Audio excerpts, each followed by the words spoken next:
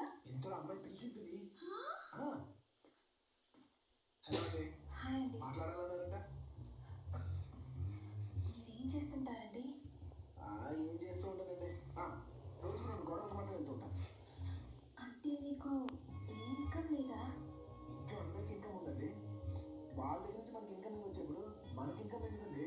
Income tax problem తప్ప. అయితే మీకు పని పాట లేదు. Yeah free. పైగా రోజు 2 గొడవలు. పక్కా. అంటే ఇలాంటి వేస్ట్ క్యాండిడేట్ నాకు అవసరమా అండి? వేస్ట్ కరెక్ట్గా చెప్పిందా? నేను అనలేకపోయాను. నేను మొదలే చెప్పినది పండ్ల పద ఒక రాయి ఉన్నది, ఇక్కడ పండు సపోర్ట్ చేసినది, అక్కడ పండు రిజెక్ట్ చేసినది.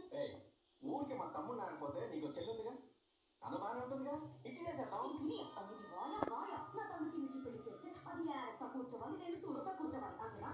వామ్మో వామ్మో నా బంగారాన్ని ఎన్ని మాటలు అంటున్నా. వీడికేంటే వీడు ఆల్ ఇన్ వన్. నువ్వేం చేస్తావో నాకు తెలియదు అన్న. ఈ రోజు నుంచే కొట్టు, అమ్మాయి కోసం కొట్టు, తన్ను అమ్మాయి కోసం తన్ను. ఒక అద్భుతమైన అమ్మాయిని మన ఇంటి కొడలుగా తీసుకొచ్చేసే, కానీ అది తెలుగుదై ఉండాలి.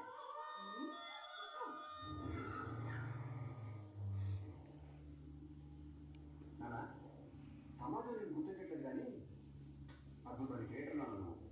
ఏం బాబా పెళ్లి చూపులు కథ పని చెప్పావుగా, అబద్ధం కదా, అద్భుతమైన పడతాయి. ఎక్కడికి వచ్చాను అన్న, ఇంటికి వచ్చాను ఉన్నారు.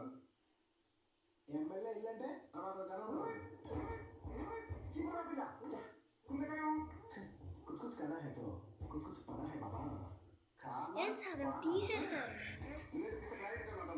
సగం తీసేశారు.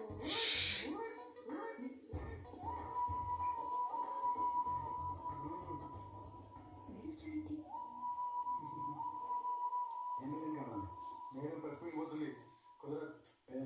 మేడం నేను లవర్స్ తనే రమ్మని. ఎవరు నేను ఎప్పుడు చూడలే.